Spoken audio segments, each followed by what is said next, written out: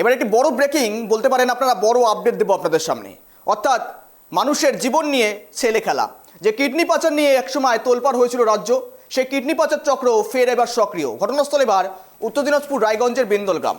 অভিযোগ এবার কিডনি পাচারের এক অভিনব পদ্ধতি অবলম্বন করছে এই চক্র।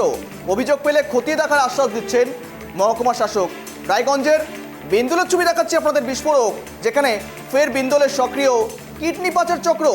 একেবারেই মানুষের কিন্তু জীবন নিয়ে ছেলে খেলা বলা যেতে পারে, এবং সেখানেই অভিনব পদ্ধতি, অভিনব কায়দায় রায়গঞ্জের বিন্দলে সক্রিয় কিডনি পাচার চক্র, এমনটাই প্রশ্নবোধক হয়ে রয়েছে। এবং বেশ কিছু এলাকাবাসীরাও এমন অভিযোগ করছে, যদি এখনো পর্যন্ত থানায় কোনো রকম অভিযোগ জমা পড়েনি।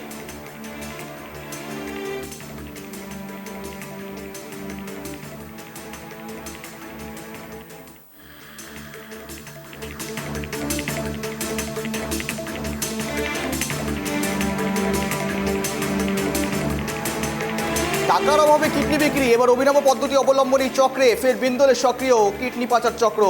বিস্ময়বোধক বিষয়, প্রশ্নচিহ্ন বিষয়, কেননা এমন অভিযোগ উঠে আসছে আবারও ৪ নং বিন্দল গ্রাম পঞ্চায়েত এলাকা থেকে। অভিনব কায়দায় টাকার অভাবে কিডনি বিক্রি করা হচ্ছে, চাঞ্চল্য ছড়িয়েছে এবং সেখানেই বিন্দলে।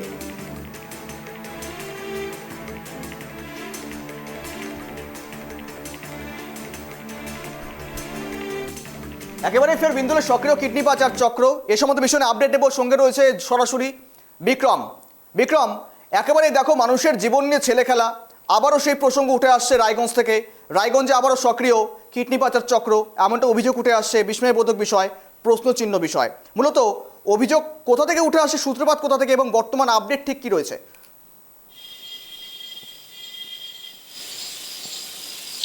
দেখো, সূত্রপাত যদি বলা যায়, সূত্রপাত প্রায় 2012 সালে কিন্তু এই কিডনি পাচার নিয়ে নড়ে চড়ে বসেছিল উত্তর দিনাজপুর জেলা প্রশাসন।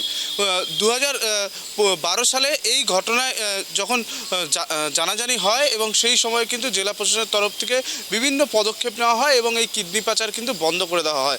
তারপরেও খুঁটিনাটি হয়েছে এবং সেই সমস্ত বিষয় কিন্তু উঠে আসেনি। তবে এবার যে অভিযোগ করছে এলাকা বাসিন্দারা এবং এলাকার জনপ্রতিনিধি যে রয়েছে, অর্থাৎ মেম্বারের স্বামী, তিনিও কিন্তু অভিযোগ করছেন যে এই যে বাজে বিন্দলের যে জালিপাড়া রয়েছে, সেখানকার লোকেদেরকে ভিম রাজ্যে নিয়ে গিয়ে তাদের সার্টিফিকেট ডুপ্লিকেট করে দালালরা তাদের কাছে রেখে সেই কিডনি পাচার করছে, এবং তার পরপর তাদের সুস্থ হওয়ার পরে কিন্তু তাদেরকে আবারও এলাকাতে পাঠানো হচ্ছে।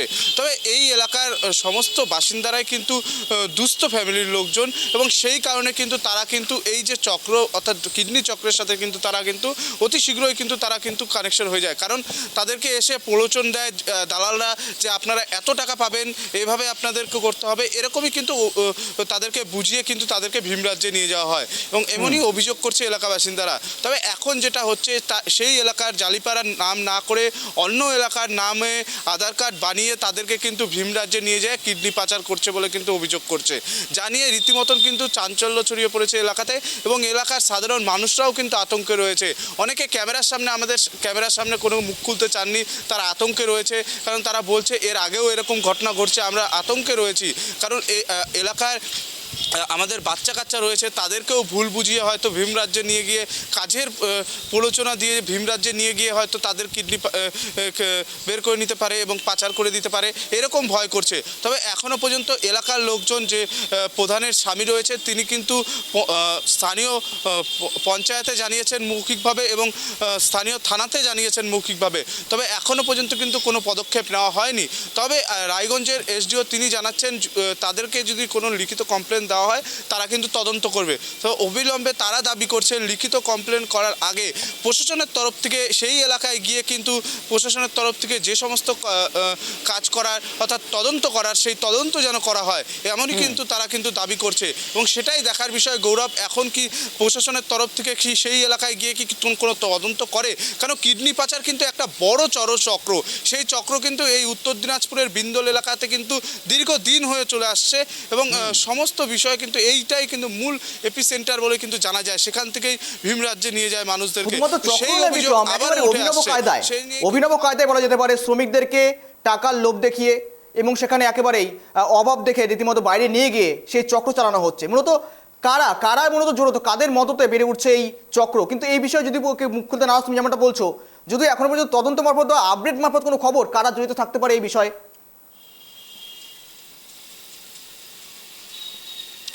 দেখো, সেখানকার স্থানীয় যারা রয়েছে তারা বলছেন যে বিভিন্ন জায়গার থেকে সমস্ত দালাল এসে কিন্তু তাদেরকে নিয়ে চলে যায়, এবং সেই কারণেই কিন্তু এখন কিন্তু তাদেরকে যে এলাকার যে যুবকরা রয়েছে তারাও কিন্তু এলাকাতে অচেনা লোক যদি যায় সেই লোকদেরকে জিজ্ঞাসা করছেন যে আপনি কোথা থেকে এসেছেন, কি করতে এসেছেন জিজ্ঞাসা করছে, এবং স্থানীয় প্রধানের যে স্বামী তিনিও কিন্তু বাড়িতে বাড়িতে গিয়ে কিন্তু বোঝানোর চেষ্টা করছে স্থানীয় মানুষদেরকে যে কেউ যদি আসে, কেউ আধার কার্ড চেতে বা আপনাদেরকে কিন্তু কোনো কাজের প্রলোচনা দিতে আসে বা কিডনি সংক্রান্ত কোনো কথা বলতে আসেন, কোনো কানে দিবেন না, সরাসরি আমাকে জানাবেন, আমি ব্যবস্থা নিব, এরকম কিন্তু গ্রামে গ্রামে কিন্তু তিনি বুঝাচ্ছেন।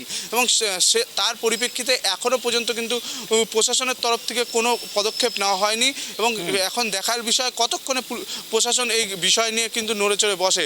তবে দেখো, এই যে শ্রমিক, আজকে কিন্তু মে দিবস, এবং সেই মে দিবসের দিনই কিন্তু আমরা এই খবরটা তুলে ধরছি, কারণ মে দিবসের দিন শ্রমিকরা যেখানে শ্রমিকদের একটা দিবস, এবং সেই দিবসে শ্রমিকদেরকে ভীম রাজ্যে নিয়ে যায় যেভাবে কিডনি পাচার করছে সেটাকে আজকে তুলে ধরার মনে হয়েছে আমাদেরকে কিন্তু কর্তব্য। সেই কর্তব্যের জায়গায় দাঁড়িয়ে থেকে কিন্তু আজকে মে দিবসের দিনই কিন্তু আমরা এই খবর তুলে ধরছি।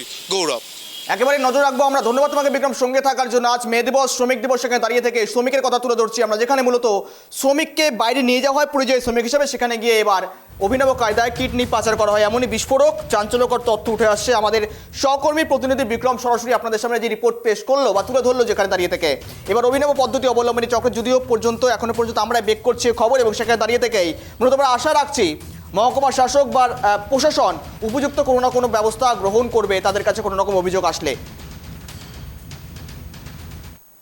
হ্যাঁ, 2012 সালে এটা চলছিল, এখন তো 2012 থেকে 25 অবধি তো কোনো কাজ চলেনি, বন্ধ আছে। তো এখন আমি কিছুদিন আগে শুনলাম, তো এখানকার মানুষ অন্য অ্যাড্রেস করে আবার ভীমরাজ্যে যায়, ওরা অন্য দালালের সাথে যায়, ওরা এইটা করছে, কাজ করছে। আমি মোটামুটি কিছুদিন আগে শুনলাম কথাটা। তো এইখানকার আমাদের যে এখানকার লোকগুলো আছে, এখানকার লোকগুলোকে নিয়ে অন্য জায়গায় দালালগুলো নিজে দিয়ে অ্যাড্রেসটা চেঞ্জ করার পর তখন কাজ করছে। কেন অ্যাড্রেস চেঞ্জ করছে কেন? আমাদের যে জালিপাড়া বন্ধ আছে, 12 সাল থেকে এখন অবধি বন্ধ আছে। নকল করে করতেছে। এখানকার ঠিকানা আগে ছিল আর কি, এখানকার আগে করতো আর কি, তো এখন বর্তমানে করছে না। এখানকার জালিপাড়া আমাদের কেউ কিডনি দিচ্ছে না, কিন্তু এখন শোনা যাচ্ছে যে বাইরের থেকে কাগজপত্র নথি ওরা জোগাড় করে আবার জায়গায় হচ্ছে ও একটা কিডনি দিয়ে আসে, ও একটা কিডনি দিয়ে আসে, কথা থেকে এটা ভুল চক্র হয়ে আসছে এই কাগজপত্রগুলো। মানে আবার শুরু হয়ে গেছে। আপনারা তো আতঙ্কে রয়েছে, মানে হ্যাঁ, এখানকার লোকগুলো খুব আতঙ্কে আছি আমরা। কোন ছেলে কখন যে চলে যাবে তার কোনো ঠিক নাই।